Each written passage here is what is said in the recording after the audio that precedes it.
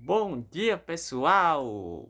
Essa semana a gente não vai ter o nosso estudo juntos sobre o livro de Colossenses, mas eu decidi gravar um videozinho curto para explicar um negócio muito importante para vocês a respeito de algo que vai nos ajudar a entender o que está escrito lá no livro de Colossenses. Se você está estudando com a gente esse livro, você sabe que existia uma prática de ensinos na igreja de Colossos chamada de heresia dos colossenses, que reunia vários conceitos, vários ensinamentos que estavam desviando as pessoas do verdadeiro evangelho. Paulo fica muito preocupado com isso quando ouve os relatos do pastor dessa igreja, muito provavelmente, chamado de Epáfras.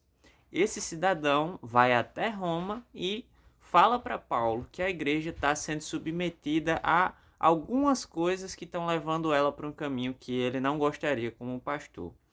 Elas são a diminuição da figura de Jesus como o verdadeiro Messias, né, como o pilar central da igreja. Ele era visto mais como um profeta ou como um mensageiro. A adoração aos seres angelicais ou aos seres elementais desse mundo e a guarda de alguns princípios judaicos e pagãos, como festas específicas ou dietas alimentares, que eram vistas como umas práticas que aproximavam as pessoas de Deus, uma coisa que a gente chama de ascetismo.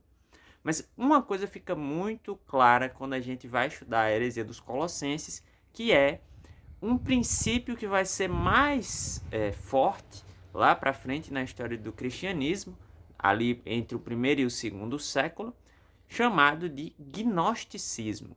A gente não pode dizer que a igreja de Colossos estava com princípios do gnosticismo, ela não era gnóstica, porque essa corrente ainda não tinha se firmado muito fortemente.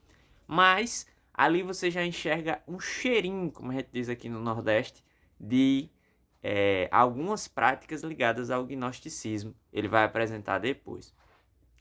Para entender isso, a gente precisa entender o trabalho de um grande filósofo que influenciou todo o mundo daquela época, o mundo antigo da Grécia, da Roma e toda aquela região ali da Ásia Menor.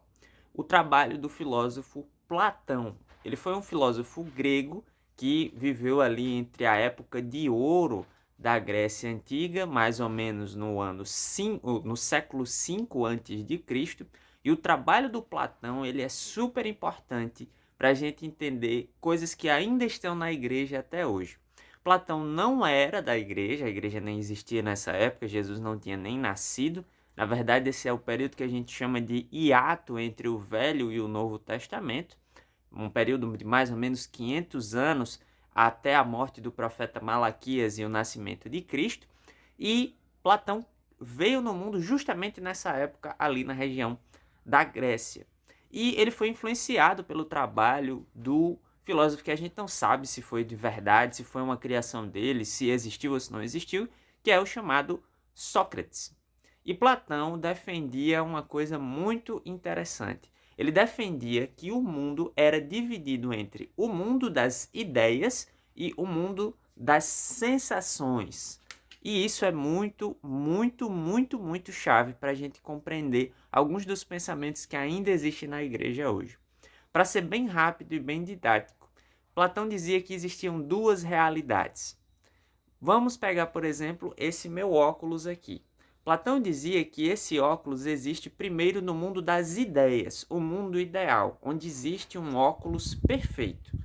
E aí ele acaba se materializando aqui no mundo real, né? O mundo físico, com algumas imperfeições, porque ele passa pela mão dos seres humanos ou pela mão da existência material, que faz isso aqui não ser perfeito como o óculos que existe lá. Para Platão, esse mundo das ideias ele não só era muito forte no sentido de coisas físicas, né? Então, no sentido de uma camisa, no sentido de um carro, no sentido de um óculos. Mas o mundo das ideias também tinha nele os pensamentos perfeitos. Aí, o que é isso de pensamento perfeito? A gente tenta aplicar na Terra uma justiça, mas a verdadeira justiça seria a justiça do mundo das ideias. A gente tenta amar aqui na Terra, mas o verdadeiro amor é o amor do mundo das ideias. A gente tenta fazer política, mas a verdadeira política é a política que existiria no mundo das ideias. E isso permaneceu na igreja e permanece até hoje, quando a gente pensa que na cabeça de alguns irmãos e na cabeça de até alguns teólogos, a verdadeira virtude ou a verdadeira santidade está em separar o corpo do espírito. Esse é um pensamento muito platônico, que diz o seguinte, que o mundo físico corrompe o mundo ideal e que é por isso que a gente deve se afastar do mundo físico. Aí você pode pensar, ué, existe uma certa lógica nisso. O pecado tem a ver com a carne.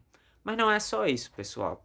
Quando a gente está dizendo que o santo e o material não podem conviver no mesmo canto, a gente está dizendo que nós nunca vamos conseguir melhorar. Porque a melhora não vem através de se modificar o corpo, porque ele sempre vai ser ruim. Esse é um dos pensamentos que influenciou a visão de que Jesus, na verdade, não era um homem como eu estou sendo agora aqui, com a minha parte física. Esse pensamento de que o material corrompe o espiritual, entre aspas, esteve na igreja e ainda está hoje, e é por isso que para algumas pessoas Jesus não foi 100% homem e 100% Deus ao mesmo tempo, porque essas duas naturezas não poderiam conviver.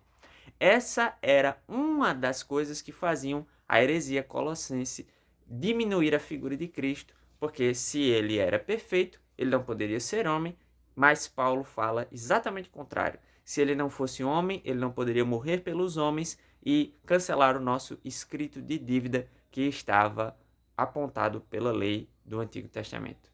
Eu espero que você tenha gostado. Se você teve alguma dúvida, volta no vídeo, vê com mais calma, que você vai entender bem direitinho. Foi mais rápido hoje, mas só para ajudar vocês a entenderem o que vem pela frente.